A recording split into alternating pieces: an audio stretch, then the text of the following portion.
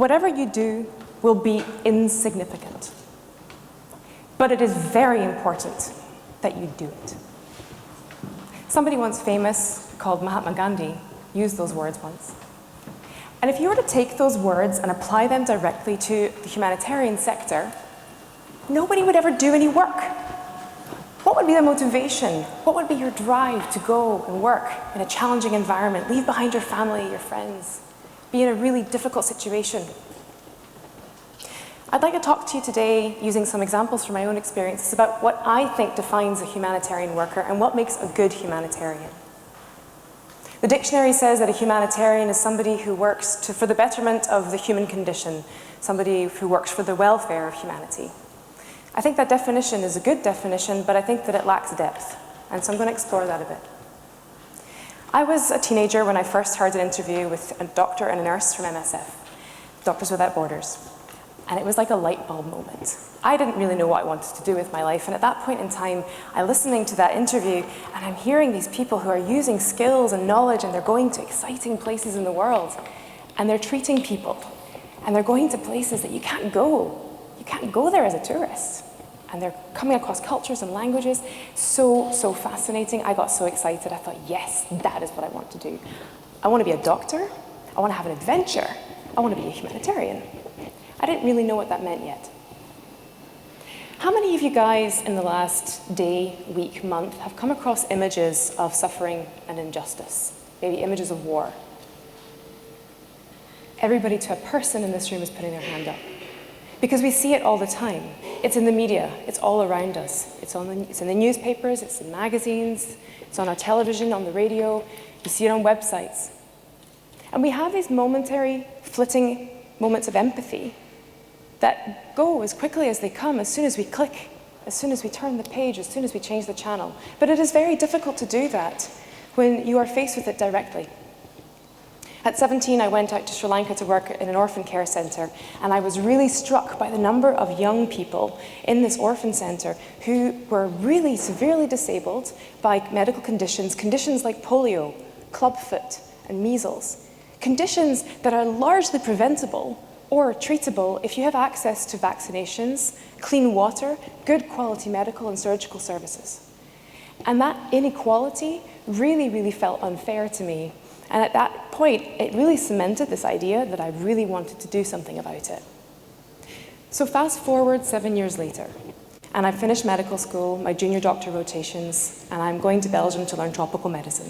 And words like leishmaniasis and malaria and Kala-Azar are floating around in my head, and I'm getting so excited because it's so fascinating. It's such an interesting area of medicine, and I really am so thrilled to start my real career, not just as a doctor, but as a humanitarian. I want to go to the field. And I've been very lucky. I've had a very exceptional journey so far, and not just in humanitarian work, but also in expedition. I've been to primary jungle in Borneo. I've been to post-earthquake Haiti. I've been to the Peruvian Amazon and to the war zones in Central African Republic. And even the battlegrounds of the UK's NHS system, all these environments have really taught me that there are certain key aspects that will make or break your experience, not just as a doctor or as a humanitarian, but just as a person who's trying to make an impact, a positive impact on their environment. And those are good communication skills, flexibility and creativity, the power of your own resilience, and understanding your vulnerabilities and your weaknesses.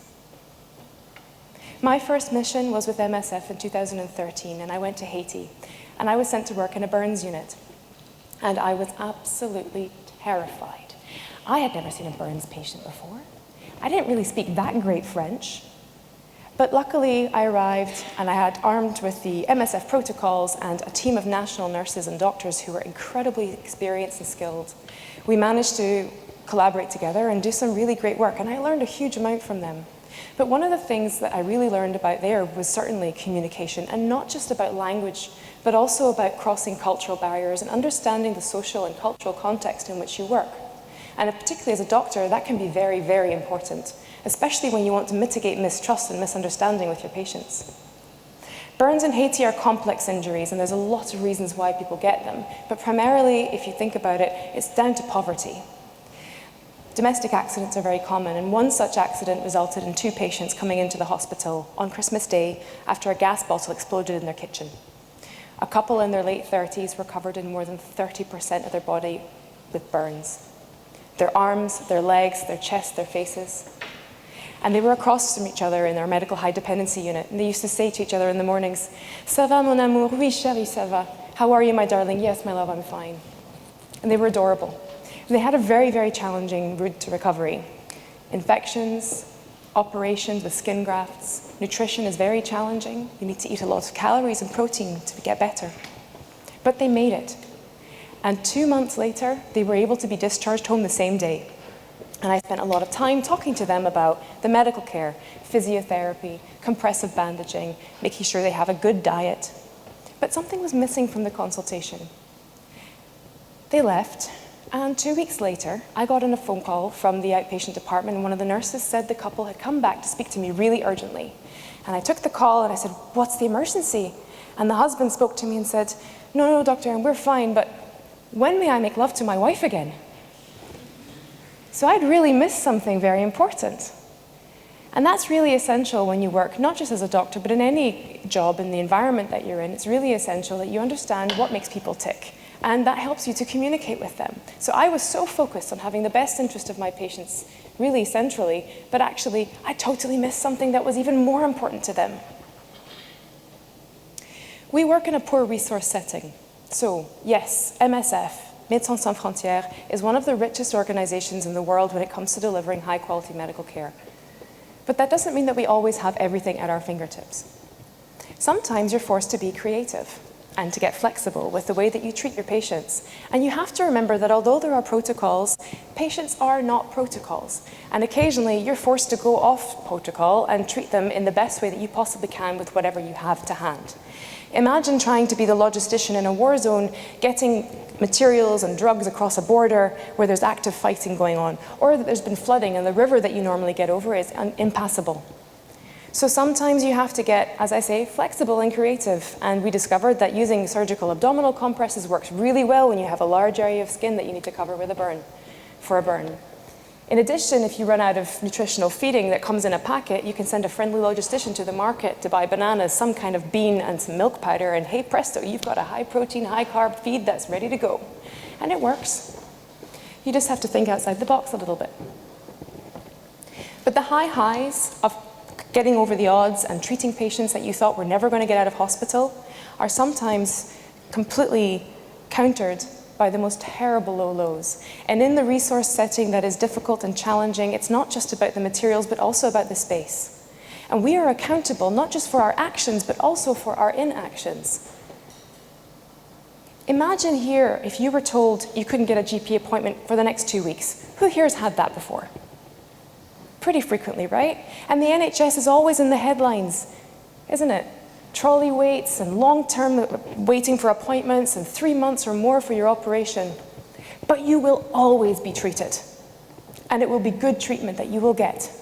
But imagine that 2-week wait was a 2-week walk to get to your doctor.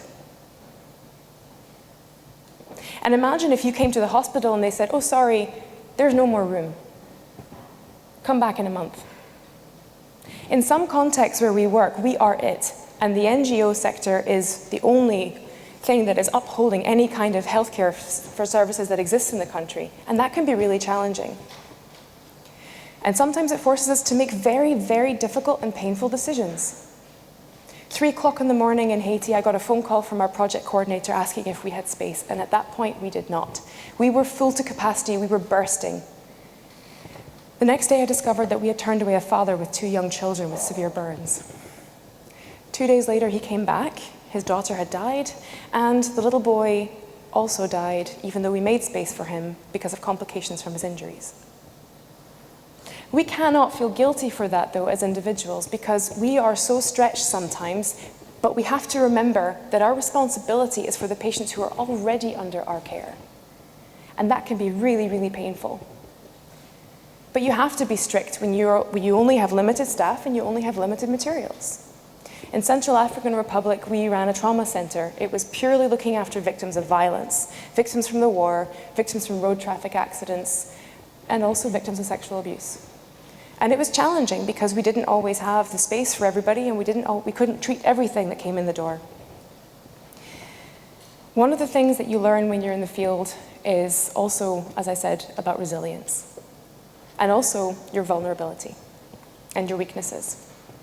Nothing could have prepared me for the emotional roller coaster that was awaiting me when I went to go and work with the team looking after the victims of sexual violence.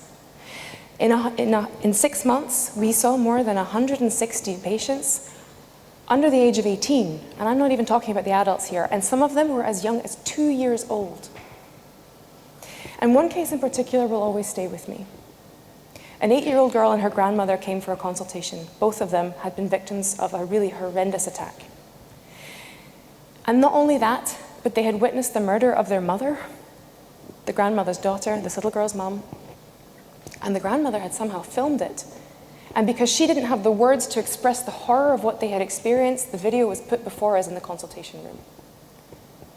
And I don't know how we got to the end of that consultation, but we did because the priority was our patients and they needed care. But I left that room and I went into the office afterwards and I totally lost it. I have never cried so hard in my life and I have never felt so frustrated. And my colleague, a Congolese nurse, came and asked me, "My sister, what's wrong?" And I told him what had happened and he put his hand on my shoulder. "Courage, my sister. That's part of life." Part of life?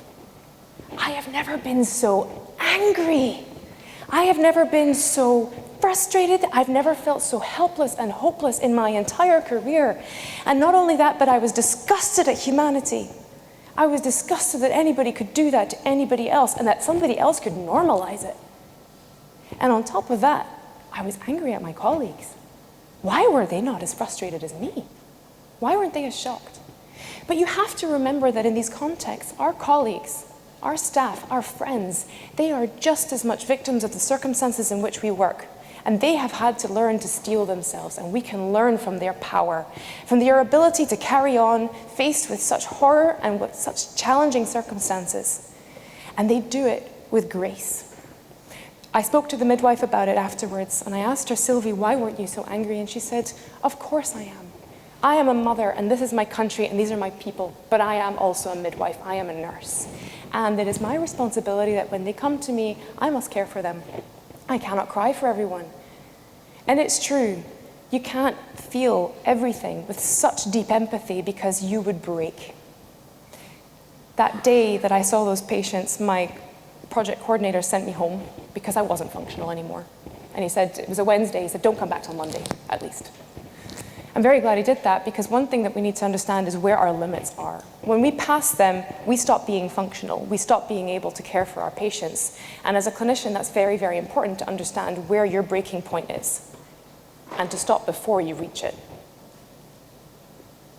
But the thing that really amazes me about our national staff in these places really is their resilience. It still amazes me. And I have such respect for them because they work in really challenging environments. Imagine coming to work through an active war zone where people are shooting at you. Imagine coming to work because you have to raise money because your child has been kidnapped and you have to pay a ransom. Imagine coming to work and treating patients with burn injuries to their hands 2 days after your house has been set on fire and you have become a refugee and you know that these guys were very likely to have been involved in destroying your home. And you're going to treat them with the same respect as everybody else? How do you do that? It's very difficult, and it's much easier to do it as an expat, coming into an environment where there's war or there's strife along religious or tribal or political lines, because we're coming in from the outside, and we have that distance. But our staff don't. They are in it. It is their everyday existence. And we have to remember that. But at the same time, an organization like MSF has really, really strong values, and we must uphold those values to treat all of our patients with dignity and respect, regardless of what color they are, what religion they are, what they eat for breakfast. It doesn't matter. They deserve to get treated equally. It is this complexity that drives me. It is the fact that I learned so much about how to be a good communicator in these environments, that I have become really creative and flexible, that I've learned where my vulnerability is and where my weak points are, and I have learned to be resilient and I have learned to be strong. And this is the thing that drives me forwards, and this is the thing that drives many people forwards. So I'm sorry, Gandhi, but I'm going to partly disagree with you. Because whatever you do will not necessarily be insignificant. We do not know what the future holds. And what about that couple with the burns? And what about that little girl? What will they go on to do? We don't know. What I do know is that at that moment, on those days, those patients were treated, they got to go home, they survived. And that's what keeps me going. So whatever you do may be significant. And it is very important that you do it. Thank you.